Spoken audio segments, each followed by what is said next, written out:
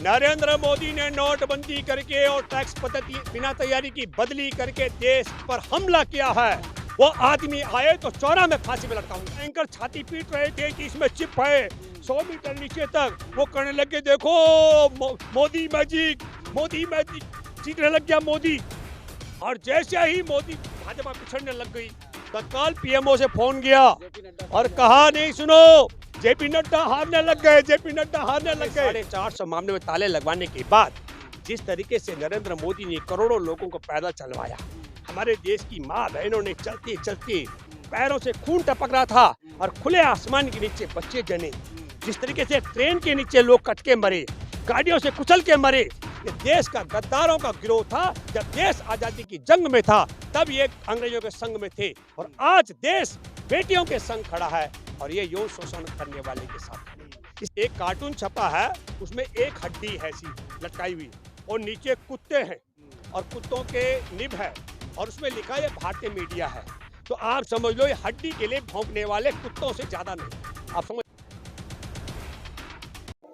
साल 2016 8 नवंबर रात के 8 बजे, याद है आपको, जब अचानक देश के प्रधानमंत्री ने साक्षात दर्शन देकर कहा था कि आज रात 12 बजे से 1000 और 500 के पुराने नोट बंद हो जाएंगे और उसके बाद से भारत में 100 रुपए के लिए जिस तरह लोग तड़फे, 35 लाख से ज़्यादा लोगों की एक झटके में नौकरी चली गई, लोग बेरोजगार हो गए, हजारों लाखों कल कारखाने बंद हो गए, लघु उद्योग बंद हो गए, लोगों ने परिवार सहित आत्महत्याएं तक कर ली। नोटबंदी का वो तकरीबन 1.5 से 2 महीने का समय शायद अभी तक लोग भूले नहीं होंगे। प्रधानमंत्री ने सिर्फ नोट बंद करने की घोषणा नहीं की थी, उन्होंने कहा था कि 500 का और 2000 का नया नोट भी जारी किया जाएगा। 2000 का वो गुलाबी नोट जिसे सत्ता की चापलूसी करने वाले बड़े बड़े चैनलों में बैठे स्टार एंकर उस नोट में चिप ढूंढ रहे थे, बता रहे थे कि 2000 का नोट चाहे उसे आप पाताल में डाल दो, समुंदर में छुपा दो, आग लगा दो, लेकिन मोदी जी ने उसमें एक ऐसी चिप लगाई हुई है जो कहीं से भी ढूंढ के निकाल लेंगे।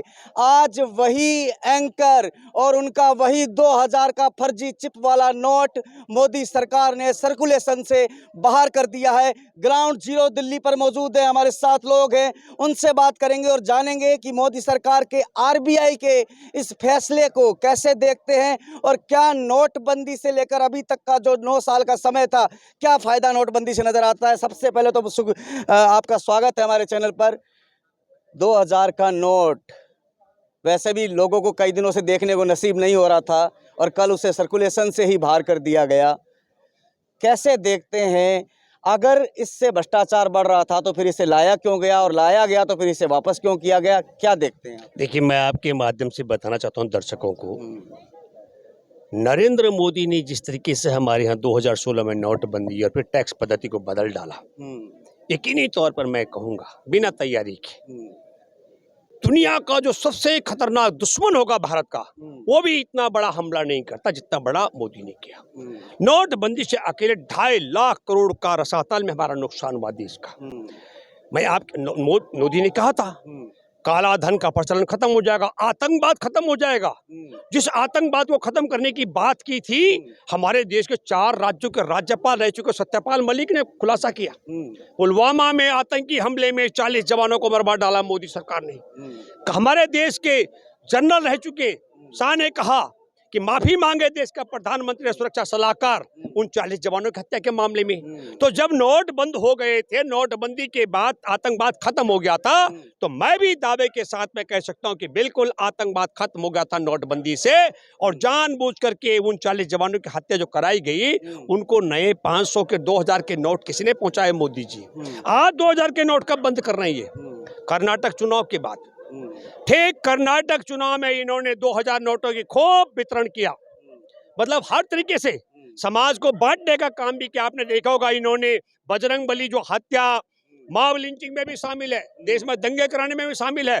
कहाँ बजरंगबली को के साथ में बजरंग दल को जोड़ने का काम किया, बजरंगबली के नारे भी लगाए, बजरंगबली भी इनको धोखा दिया, वो 2-2 हजार के नोटों ने धोखा दिया। अब इन्होंने कर लिया, आपने देखा है अब उन्होंने बजरंगबली को छोड़ दिया और अब वो एक धीरेन्द्र शास्त्री उसके शरण में चले गए। 2-2 हजार के नोट इसलिए बंद कर रहे हैं, किसी ने भी धोखा दे दिया। अभी मैं आपके माध्यम से कह सकता हूं कि राम भी अब इनको लाभ नहीं दे रहा है, हनुमान भी लाभ नहीं दे रहा है, 2000 का नोट भी अब इनको लाभ नहीं दे रहा है। लेकिन एक बात आपको बताना चाहता हूं, ये टाइमिंग का भी मामला है। नरेंद्र मोदी जब जब किसी मुद्दे पर फंसते हैं बेहतर से, अभी क्या हुआ कि सत्यपाल मलिक ने दोबारा से 40 जवानों की हत्या का मामला उठा दिया यहाँ आकर जंतर मंतर पर आकर के। तो 40 जवानों के मामले से ध्यान भटकाने का एक ही तरीका था कि फिर तुम बुड़बक की तरह का नोट बंद करके एक नया सुगोपा छोड़ दो। पर क्रोनोलॉजी तब भी है, जापान गए ये आदमी नोटबंदी करके 2016 में भी, और अब भी जापान की तैयारी है। ये बड़ा संयोग है कि प्रयोग है, ये सोचने और समझने की बात है। लेकिन प्रधानमंत्री ने जब नोटबंदी की थी, जो 500,000 के पुराने नोट बंद करे थे, खुद साक्षात टीवी पर दर्शन करने आए।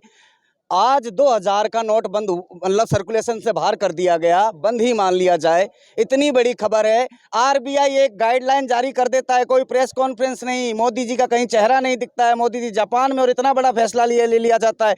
मतलब जब बंद करे थे लोग क्रेडिट लेने आ गए थे, और अब मोदी जी दिख नहीं रहे। नहीं, देखो मोदी जी को समझ आ गया है। अब मोदी, देखिए मोदी खुद भी जानते हैं। आप ये समझ लेगा कि एक दौर था कि जब इनका देश के, मैं कहता हूं कि दूसरी सरकारें और पार्टियां नजर नहीं आ रही थी देश के अंदर ना। अभी तो नरेंद्र मोदी खुद समझते हैं, कर्नाटक में जो 72 सभाएं की हैं मोदी जी और अमित शाह ने, बहुत बड़ी तादाद में कह सकता हूँ। तो उसके बाद इनका 65 विधायक वहां पर आए हैं। तो अब उनको समझ आ गया कि अब नरेंद्र मोदी का फेस वैल्यू नहीं रहा। पहले का मामला था, पहले तो मोदी था, मोदी अपना मैजिक समझते थे। और देखिए मैं आपको बताना चाहता हूँ, एक बहुत बड़े दार्शनिक थे अरस्तु, उन्होंने कहा मूर्खों पर राज करने वाला अपनी असफलताओं को भी जश्न में तब्दील कर देता है। तो उस आदमी का तारीख है, उसने देश को रसातल में डुबा दिया, ताली बजाई। हमारे देश के कायदे कानून है। ईमानदारी की बात आपसे कहूं, अगर हमारे देश की जनता की जगह, हमारे देश की अदालत की जगह कोई और होता, जिस तरीके से मोदी ने ताली बजाकर नोट को प्रचलन से बाहर किया था, ये तो आरबीआई के कायदे कानून के खिलाफ है। उसके जो हमारे को जो वचन देता है आरबीआई, उसके खिलाफ है। इस आदमी पर देशद्रोह का मुकदमा पर जेल जाना था इस आदमी ने। अगर ये दूसरे देश की बात होती, पर क्योंकि मूर्खों पर राज करने वाला है, अपने असफलताओं को जश्न में तब्दील करता है।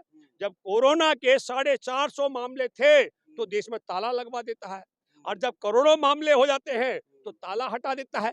हमारे देश, फिर कहता हूं, कोरोना में 450 मामले में ताले लगवाने के बाद जिस तरीके से नरेंद्र मोदी ने करोड़ों लोगों को पैदल चलवाया, हमारे देश की माँ बहनों ने चलते चलते पैरों से खून टपक रहा था और खुले आसमान के नीचे बच्चे जने, जिस तरीके से ट्रेन के नीचे लोग कट के मरे, गाड़ियों से कुचल के मरे। आपको बताना चाहता हूं, एक रामजी महतो का जिक्र मैं करता हूं आपको। इस नालायक आदमी ने हत्याएं कराई हैं, इस पर तो हत्याओं का मुकदमा चलना था। इस आदमी रामजी महतो दिल्ली से चला ड्राइवर था, क्योंकि हमारे लाखों ड्राइवर है जो गाड़ी में रहते हैं, ढाबों में खाते हैं, सब कुछ बंद कर देता। रामजी महतो पैदल चला, झारखंड का था, और चलते चलते भूखा प्यासा वो बनारस में मरा।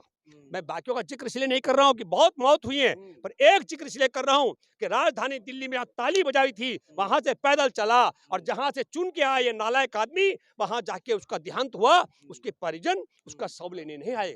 मैं इसलिए कह रहा हूँ, फिर आपको बता रहा हूँ, कोरोना के लिए जो कमेटी बना रखी है, अभी उसकी एक रिपोर्ट आई बड़ी। उन्होंने कहा कि देश में 12 साल की आयु तक के बच्चों में एंटीबॉडी 96% लोगों में पाई गई। इसका मतलब हुआ कि लॉकडाउन के बावजूद ऐसा कोई घर और गांव नहीं बचा जहां कोरोना ने दस्तक नहीं दी होगी। हम तो उन लोगों में से हैं जिन्होंने किसान आंदोलन में भी ना मास्क लगाया, ना शारीरिक दूरी रखी, ना मैंने मेरी देह पर टीका लगाया। हम जानते हैं कि जैसे बाकी रोग है वैसे ये भी एक रोग है। हमने तब भी सवाल उठाया था कि ये मुर्दा को तुम पैक करके क्यों दे रहे हो भैया? मुर्दा छींकता नहीं, खांसता नहीं, पाता नहीं, मुर्दा कहाँ फैलाएगा कोरोना? तो बाद में देना शुरू किया। हम ये कह रहे हैं कि इसकी एक एक असफलता, मैं आज भी याद करता हूँ 2019 में मैंने प्रेस कॉन्फ्रेंस की थी सोशल मीडिया के, 132 बिजली उत्पादन इकाइयों पर ताले लग गए। किस लिए? बिजली ज्यादा नहीं बनी थी। जो इस मूर्ख ने नोटबंदी और टैक्स पद्धति बदल करके हमारे देश के 6.5 लाख उद्योग पर ताले लगाए, करोड़ों लोगों की बेरोजगारी हुई, फिर भी मन नहीं भरा। फिर इसने तालाबंदी कर दी। कोरोना काल में और भी तरीके हो सकते थे, चलो आप, है ना। एक सवाल ले लीजिए। अच्छा, सिर्फ ये मोदी जी नहीं, एक सुशील मोदी जी भी हैं। उन्होंने कल 2000 के नोट जब ये सर्कुलेशन से बाहर हो गया है, ट्वीट कर रहे थे कह रहे थे जब अमेरिका में सबसे छोटा $100 का नोट है तो भारत में 2000 का क्यों है? अरे सुशील मोदी जी, फिर ये आप अपने बड़े मोदी जी को समझाइए ना। आपको उन्हें कहना चाहिए था, क्योंकि जारी तो नोट उन्होंने ही किया था। आज कह रहे हैं कि $100 का नोट अमेरिका में है तो भारत में 2000 का नोट कैसे हो सकता है? क्यों इसे बैन कर देना चाहिए, क्यों नहीं करना चाहिए? तो सुशील मोदी है तो भाजपा के ही ना। ये क्या मतलब क्या बोल रहे हैं, इनको समझ नहीं में आ नहीं रहा नहीं है? नहीं, सुशील का सवाल बड़ा सही है। देखिए, आप देखेंगे तो 2000 के नोट का साइज भी छोटा है 1000 के नोट के हिसाब से। और इसका मतलब है नरेंद्र मोदी। देखिए, मैं आज भी याद करता हूं जब सबसे पहली खेप पकड़ी गई 2000 नोटों की अवैध तरीके से, तो गुजरात में जाती हुई पकड़ी गई सबसे बड़ी खेप नोटों की। आपको समझना और सोचना पड़ेगा देश के लोगों को। मैं फिर कह रहा हूं, दुनिया का सबसे बड़ा दुश्मन भारत में, दुनिया में कोई अगर देश का दुश्मन है, वो इतना बड़ा नुकसान भारत का नहीं करता जितना मोदी ने कर दिया है। मैं दावे के साथ कह रहा हूं, आर्थिक तौर पर भी, सामाजिक तौर पर भी, हर तरीके से इसने बर्बाद कर दिया देश को। लेकिन क्या करेंगे? सुशील मोदी का सवाल बहुत बढ़िया है, लेकिन ये सवाल करना चाहिए था नरेंद्र मोदी से कि मोदी, तुम 1000 का नोट बंदी करके 2000 का क्यों छापे हो? अरे वो तो शुक्र मानो कि ये सवाल कर रहा है, मोदी की चलते 10,000 का नोट और छापता अपने अच्छा, लोगों के लिए। ये जो सत्ता की दलाली कर रहे हैं, जो टीवी चैनलों पे स्टार एंकर तथा कथित, 2000 का नोट जारी हुआ तो भ्रष्टाचार के खिलाफ सबसे बड़ी लड़ाई, और अब जब बंद कर दिया है तो भी भ्रष्टाचार के खिलाफ सबसे बड़ी लड़ाई। मतलब ये मीडिया ने जो अपना ईमान बेच दिया है। सत्ता से सवाल पूछना तो छोड़िए, सत्ता के आगे चरण वंदना कर रही है देश की मीडिया।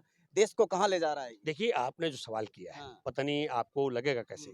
हमारे देश में नरेंद्र मोदी जब आया, मैं आपको बताता हूँ, हमारे देश का एक कानून बना था, भूमि अधिग्रहण कानून 2013 का, बहुत बढ़िया कानून। आपके दर्शकों को सुनना चाहिए, अगर किसान लोग हैं तो, और खेतीहर मजदूर हैं तब भी सुनना चाहिए। 80 से 85% किसानों की लिखित सहमति के बगैर जमीन नहीं ले सकते हैं। बहुफसली खेती और सिंचित भूमि का अधिग्रहण नहीं होगा।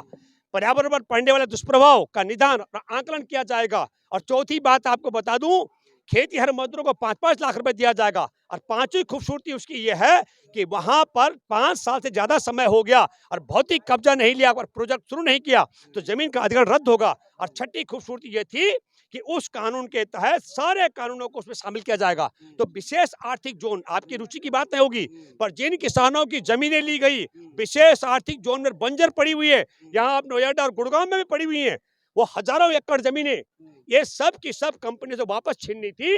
और मैं आपको बता दूं, सिलसिलेवार जैसे सरकार बनी 26 मई को, 29 मई को पहले ग्रामीण विकास मंत्री थे गोपीनाथ मुंडे। मुंडे को पत्रकार ने पूछा, इस नए कानून का क्या करोगे, भूमि अधिग्रहण कानून का? कहा कि हम तत्काल लागू करेंगे। 3 जून को गाड़ी तेज चल रही थी, ड्राइवर ने ब्रेक मारा, मंत्री मर गया। हमारे देश के अंदर सोहराबुद्दीन सोज का बात कर रहा हूं, उसके फेक इनकाउंटर के मामले में सुनवाई कर रहा था विशेष जज सीबीआई का जस्टिस लोया।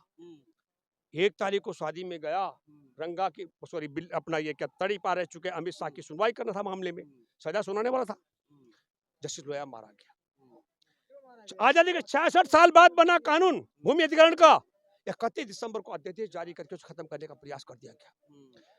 2015 में हम सड़कों पर रहे मई तक, क्योंकि किसान, अरे भाई हमने कहा उस कानून को वापस कायम करो। फिर 2016 में नोटबंदी कर दी, फिर टैक्स 17 में टैक्स पद्धति बंद कर दी।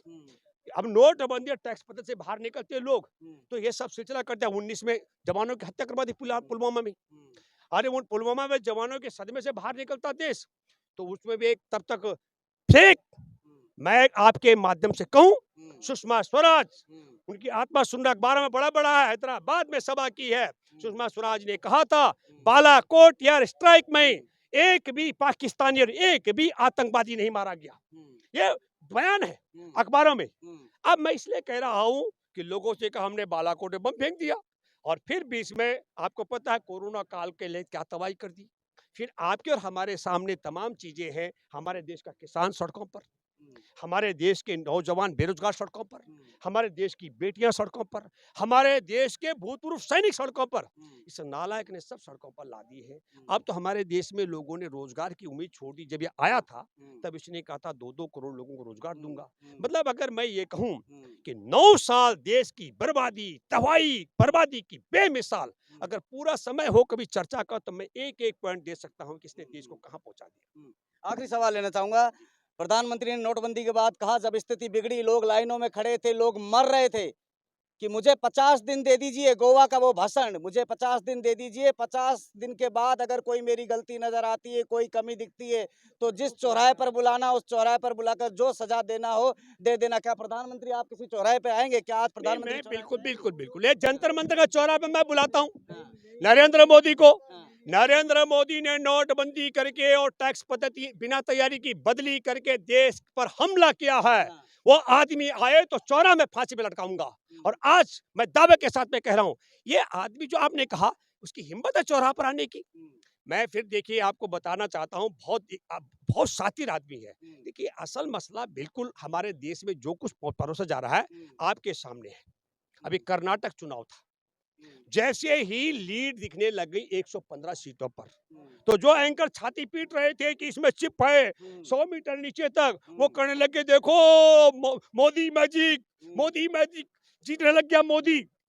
और जैसे ही मोदी भाजपा पिछड़ने लग गई, तत्काल पीएमओ से फोन गया जेपी नड्डा और सामने कहा आए। नहीं सुनो, जेपी नड्डा हारने लग गए, जेपी नड्डा हारने लग गए। वही एंकर छाती पीटने लग गए। अरे भाई आप समझो, जो एंकर आर्यन खान, शाहरुख खान का बेटा गिरफ्तार हुआ तो कहने लग गए माँ भी ड्रग्स करती है, बाप भी करता है, ये सब भी करते हैं, ये सब चिल्ला रहे। अब वो अभी देखो समीर वानखेड़े, अब वो जेल जा रहा है, तो अब वो कहने लग गए देखो निर्दोषों क्यों फंसाया था। हम आपके माध्यम से एक बात कहना चाहते हैं, यकीनी तौर पर एक न्यूयॉर्क टाइम्स ने एक कार्टून छपा है, उसमें एक हड्डी है सी लटकाई हुई और नीचे कुत्ते हैं और कुत्तों के निब है और उसमें लिखा है भारतीय मीडिया है। तो आप समझ लो ये हड्डी के लिए भौंकने वाले कुत्तों से ज्यादा नहीं है, आप समझ लीजिएगा। इससे ज्यादा की स्थिति इनकी बिल्कुल नहीं है। डरते कैसे हैं, मैं आपका जिक्र करता हूँ। मैं 2016 में नरेंद्र मोदी की मन की बात पे सारा समय में था। ये आदमी 2016 में जिस दिन मैं चर्चा में था, 134 करोड़ ज्यादा आबादी हमारे देश की हो चुकी थी। तो नरेंद्र मोदी तोता की तरह लंबे समय से 125 करोड़ की बात कर रहा था। तो मैंने कहा कि जब हमारे देश की आबादी 134 करोड़ है, तो मैंने वहां पर प्रमाणिक तौर पर कहा कि देश का प्रधानमंत्री झूठ नहीं बोल सकता है और संघ का प्रचारक रह चुका शख्स कभी सच नहीं बोल सकता है। ये मन की बात मेरे देश के प्रधानमंत्री के मन की हो ही नहीं सकती। हमारी आबादी 134 करोड़ है, ये संघ के प्रचारक रह चुके नरेंद्र मोदी की मन की बात है। और यकीन मानेंगे, उससे पहले तो मैं एनडीटीवी की प्राइम टाइम से लेकर बिग फाइटर मुकाबले में भी रहा हूँ, लोकसभा राज्यसभा में चर्चाओं में रहा हूँ। यकीन मानेंगे उसके बाद मुझे टीवी चैनलों ने बुलाना बंद कर दिया। सारा समय में 8 पत्रकार मुझे बाहर तक छोड़ने आए, सर दोबारा बुलाएंगे, वो सुन रहे होंगे अगर सुनेंगे आपका वीडियो तो। और आपको बता दूं, सीए एनआरसी के खिलाफ जब बड़ी लड़ाई चल रही थी, तब मुझे एक उर्दू चैनल वाले ने बुलाया। तो मैंने कहा रंगा बिल्ला से डरता नहीं है क्या? बोला क्यों? मैंने कहा तूने मुझे बुलाया। तो मैंने जब देखा बाएं तरफ जामिया को और दाएं तरफ जेएनयू के प्रोफेसर जो बैठे हैं, तो मुझे लगा, मैंने कहा सेटिंग करके हमको बुलाया। मैं इसलिए कह रहा हूँ, देशवासियों को सोचना चाहिए। एक बात आपके दर्शकों को बताना चाहता हूँ, 50 ग्राम के बुलबुल के ऊपर कोई भी इंसान भ्रमण नहीं कर सकता देश का। पर जिस तरीके से ये बताते हैं कि जेल में बंद सावरकर भारत भ्रमण करता था बुलबुल के ऊपर बैठ के, और अंधभक्त मूर्ख यकीन कर लेते हैं। जितना बड़ा झूठ ये उसके लिए बोलते हैं, उतना ही बड़ा झूठ इनका राष्ट्रवाद को लेकर के, देश के विकास को लेकर के, देश के भाईचारे को लेकर, देश की तरक्की को लेकर, और देश को दुनिया में सबसे बड़ा मोदी मय बनाने की बात को लेकर के दुनिया में भी नाक कट रही, देश की दुनिया में भी देश की छिछालीदारी हो रही है। हम आपको क्या बताएं सर, एक एक उदाहरण अगर हम देंगे, मैं आपके माध्यम से ये आर्यन खान गिरफ्तार क्यों हुआ था, इस क्रोनोलॉजी को समझना पड़ेगा। ये 2000 के नोट अब क्यों बदली कर रहा है, ये इसका मास्टर स्ट्रोक क्या है?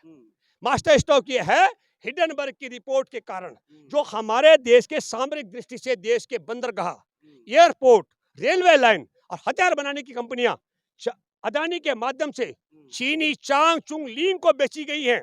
पार्टनरशिप है, उसकी 20 लाख शेयर हैं। उससे ध्यान भटकाने का षड्यंत्र है। हमारे देश में जनरल से लेकर के राज्यपाल रह चुके सत्यपाल मलिक ने भी कहा कि पुलवामा में 40 जवानों की हत्या करा दी, उससे ध्यान भटकाने का षड्यंत्र है। 28 दिन से बेटियां बैठी है, वो ओलंपिक पदक विजेता दिल्ली में जंतर मंतर पर संसद के सामने।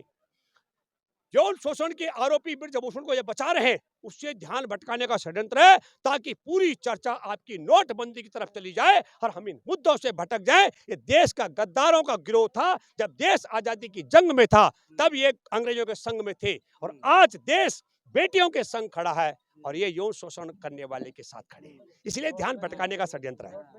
तो आरबीआई ने फतवा जारी कर दिया है कि भैया अगर आपके पास 2000 का नोट कहीं बिस्तर पर है, कहीं पर्स में है या कहीं अलमारी में है, तो उसे निकालिए और लाइन पर जाकर बैंक में फिर से लग जाइए, क्योंकि अब 2000 का नोट सर्कुलेशन से बाहर कर दिया गया है और 30 सितंबर आखिरी तारीख दी गई है। तब तक आप अपने 2000 के नोटों को जाकर बैंक में चेंज करवा लीजिए। प्रधानमंत्री मोदी ने 2016 में कहा था कि मुझे 50 दिन का वक्त दीजिए, मैं एक नए भारत का निर्माण करूंगा। जी हाँ मोदी जी, आपने 50 दिन बाद एक ऐसे भारत का निर्माण तो कर दिया जिसमें गरीबी है, जिसमें बेसहारा लोग सड़कों पर बैठे हैं, जिसमें खिलाड़ियों के आंखों में आंसू हैं, वो खिलाड़ी जो देश को गौरवान्वित करते हैं। आपने ऐसे नए भारत को बना दिया है जहां लोग एक एक रोटी के लिए मोहताज हैं, सड़कों पर हैं, भूखे हैं, तड़प रहे हैं, लेकिन आप जापान में आराम से वहां घूम रहे हैं और देश की अर्थव्यवस्था को आपने और आपकी सरकार ने तबाह कर दिया है। फिलहाल इस रिपोर्ट में इतना ही। मुझे मेरे सहयोगी विश्वजीत झा को दीजिए इजाजत। नमस्कार।